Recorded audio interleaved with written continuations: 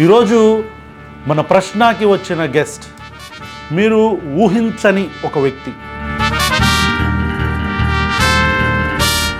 ఆయన మ్యాజిస్ట్రేట్గా తన పదవికి రాజీనామా చేశారు. పవన్ కళ్యాణ్ గారిని కానీ కూటమి ప్రభుత్వాన్ని కానీ జగన్ గారి ప్రభుత్వం ఉన్నదానికంటే కూడా కొద్దిగా ఎక్కువగానే ఘాటుగానే ముందుకెళ్ళి ప్రశ్నిస్తున్నారు. శ్రవణ్ కుమార్ గారు ఆల్మోస్ట్ ఒక ప్రతిపక్షంలాగా బిహేవ్ చేస్తున్నారు. ఒక 3-4 డేస్కి ప్రతి ఇష్యూ మీద మాట్లాడటం కావచ్చు, కేసెస్ ఫైల్ చేయడం కావచ్చు. What is the main reason behind it? ఈ కూటమి ప్రభుత్వం రావటంతోనే మిషన్ గన్లతోటి పరిపాలన స్టార్ట్ చేశారు. పోస్ట్ పెట్టిన అరెస్ట్ చేయటం, దాన్ని షేర్ చేసిన అరెస్ట్ చేయటం, దానికి లైక్ కొట్టిన అరెస్ట్ చేయటం. కూటమి ప్రభుత్వం వచ్చిన తర్వాత మేజర్గా ఒక గందరగోళం క్రియేట్ చేసిన సిచ్యువేషను తిరుపతి కల్తీ లడ్డుకు సంబంధించిన ఇష్యూ.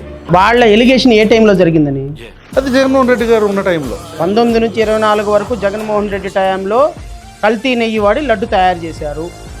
కల్తీ నెయ్యి అని చెప్పడానికి నెయ్యి ఉన్నదా మీ దగ్గర శాంపిల్?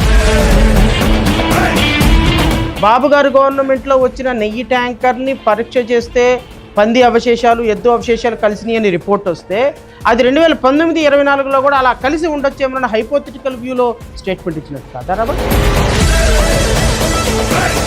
దాన్ని క్యారీ చేస్తూ వచ్చాడు చూడు మా హీరో.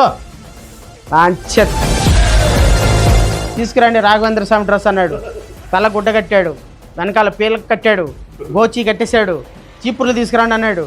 పొరగొప్పరు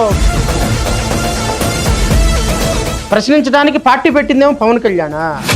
నువ్వు ప్రశ్నించడానికి పార్టీ పెట్టినోడు ప్రశ్న టీవీని ప్రశ్నిస్తే ఎట్లా?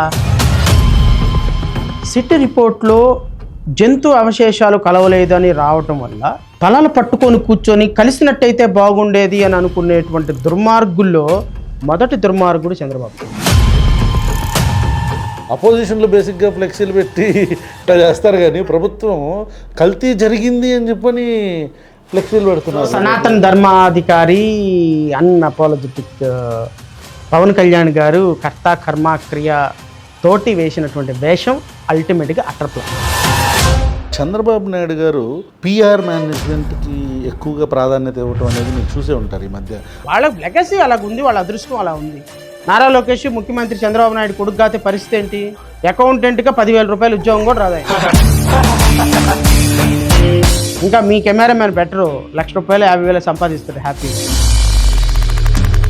జనసేన పార్టీకి సంబంధించిన ఒక ఇష్యూ ఎమ్మెల్యే రెల్లెకోడూరు ఎమ్మెల్యేది వచ్చింది. దాని మీద అభిప్రాయం చెప్పండి.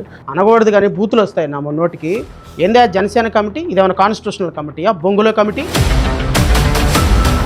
ఒకవేళ అతను తప్పు చేస్తే అరెస్ట్ చేస్తామండి, తప్పేముందని చెప్పడానికి నీకు అంత దమ్ము లేదు. నువ్వు ఈ రాష్ట్రానికి ఉప ముఖ్యమంత్రివా?